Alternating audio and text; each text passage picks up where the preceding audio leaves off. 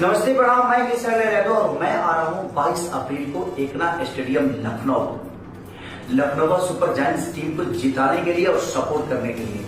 और ये मैं न्योता आप सबको भी दे रहा हूँ कि आप लोग भी आइए और अपना प्यार भरपूर जिस तरह की सारी को देते उसी तरह प्यार दीजिए। ये न्योता मेरी तरफ से है। और 22 तारीख को एक ही काम नहीं करने, कुछ और काम करने भी आ रहा हूँ, यानी कि एक बहुत खूबसूरत गाना आप सबके बीच में लेके आ रहा हूँ। और हो सकता है कि स्टेडियम में आप सबके साथ झूमूं भी, गाऊं भी और नाचो भी।